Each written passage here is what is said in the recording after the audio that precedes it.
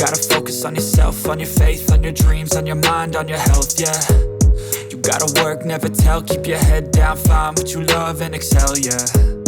Push and pull and... When it comes to videos about the Pura X Max, there's one number that keeps showing up again and again: square root 2. It's that endless, non-repeating irrational number, roughly equal to 1.414, and it plays a huge role in this phone's design. Both the outer display and the inner display on the Pura X Max use a square root 2:1 aspect ratio, something Huawei describes as wide. First, we had large foldables, then wide foldables, and now a large wide foldable. If the earlier Pura X felt more like a fun, futuristic gadget, something cool and experimental, then the Pura X Max feels different. It feels more refined, more mature, like a foldable that's grown into its identity within the Pura lineup.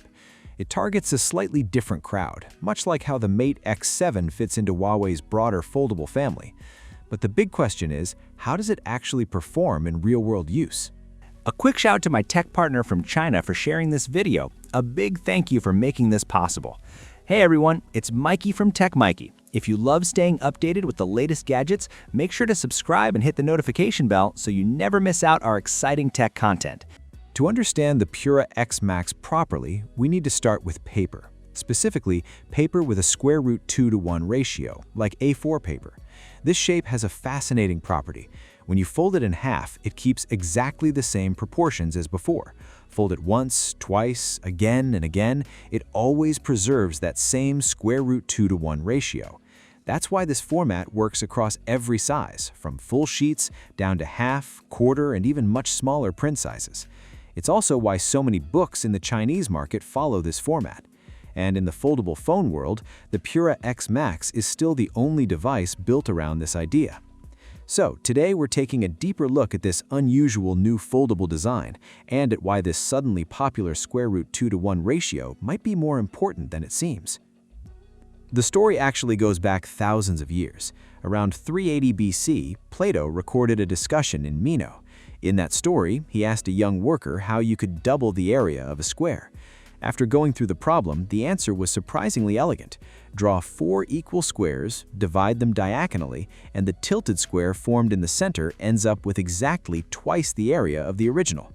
While the mathematical symbol for square root wouldn't exist until much later, those diagonal lengths are considered one of the earliest written appearances of the idea behind square root 2. Fast forward nearly 2,000 years to 1786, German physicist Friedrich Lichtenberg wrote about creating a paper format where every folded version would keep the same shape. His idea was simple. The rectangle should have a side ratio of 1 to square root 2, just like the relationship between a square side and its diagonal.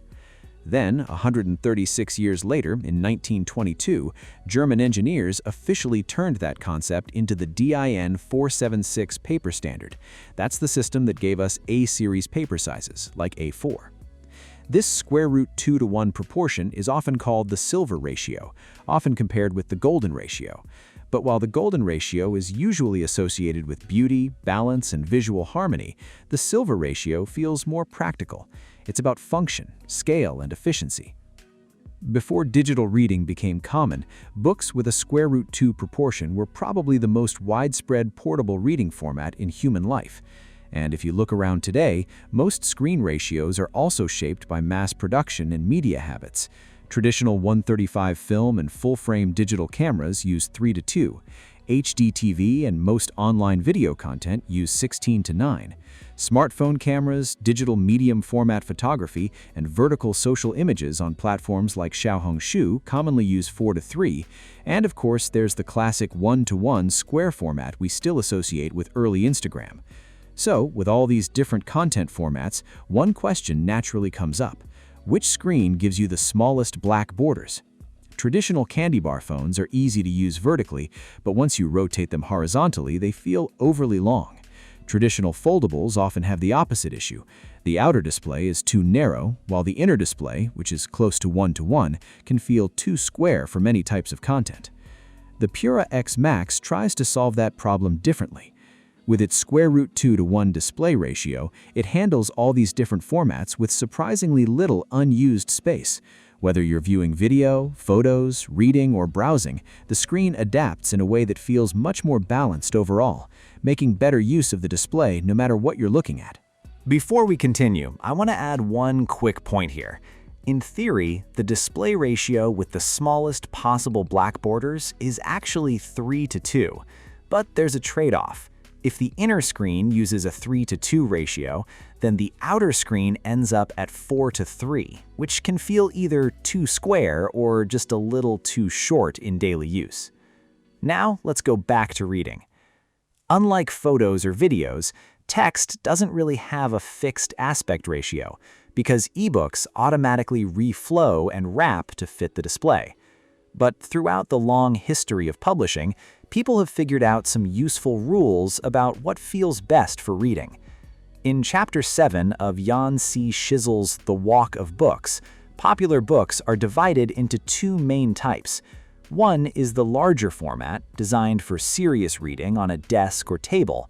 The other is the smaller format, made to be comfortably held in your hands while sitting and reading in a chair. In other words, your reading experience is shaped by both your eyes and your hands.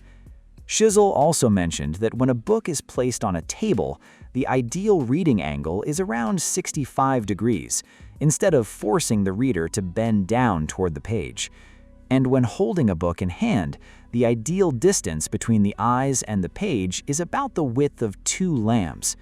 At the same time, it should be light and comfortable enough to hold for hours without tiring your hand.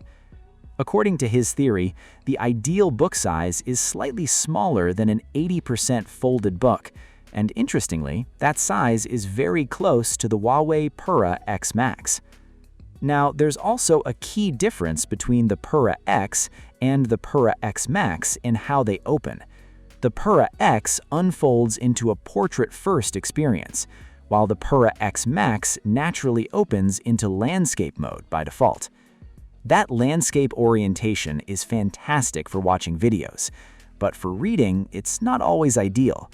When reading long paragraphs across a wide horizontal layout, it becomes easier for your eyes to lose their place when moving from one line to the next. It can lead to skipped lines or rereading the same sentence. A vertical layout feels more natural for both your eyes and your brain. That's why, personally, I think the best reading experience on the Pura X Max is with the phone unfolded and used vertically in portrait mode. I'd also recommend adjusting the font so each line shows around 25 to 30 Chinese characters. That guideline comes from years of publishing experience, and it creates a very comfortable reading rhythm. And, like we mentioned earlier, the experience is not just about the eyes, it's also about the hands. On the visual side, Huawei's own apps, like Huawei Reading, take advantage of the large display really well. When unfolded in landscape mode, they can show content in a left and right split layout, which feels much better for reading. Apps built specifically for Harmony OS, like Xiaohongshu, also benefit from the screen size. It can display one extra column of content compared with phones that use a more square inner display. And even for apps that haven't been specially optimized yet, like Spotify, the Pura X Max still offers a very strong adaptive experience across both the inner and outer screens, whether you're using it in landscape or portrait. There's another clever detail with this phone too. When you switch hands while holding the Pura X Max, the bottom tab bar can automatically shift into a position that's easier for your thumb to reach and tap. It's a small feature, but it makes a noticeable difference in everyday use. According to Huawei's official explanation, the design of the Pura X Max came from a 3-step process. First, they focused on the inner screen experience, especially content consumption, rather than starting from the outer display like many earlier foldables. Second, based on the idea of maximizing screen usage and filling the display as efficiently as possible, they chose the square root of 2:1 aspect ratio. And third, using the previously mentioned viewing distance of around 300 millimeters, they selected a comfortable viewing angle of about 30 degrees. That decision ultimately led to the inner display's long side measuring 160.8 millimeters. In the book Emotional Design, the author describes 3 levels of how people respond to products. The first is the instinctive level. Within a split second of seeing the Pura X Max, you immediately notice its unusual proportions and unique size. It grabs your attention almost instantly. The second is the behavioral level. After spending a few minutes with the phone, you begin to experience its craftsmanship, the brightness of the display, and the smoothness of the software, and in many ways, it can exceed what you expected. The third level is the reflective level. If the first 2 happen almost subconsciously, this third one takes time. After using it for a while, you start asking yourself bigger questions. Would I buy this again? Would I recommend it to a friend? Or is this simply something interesting to experience once? Over the rest of this year, we're going to see more and more foldable phones enter the market.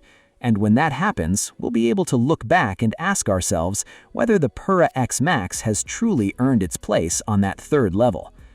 Thanks so much for watching today's unboxing video. I'll see you in the next one. Bye!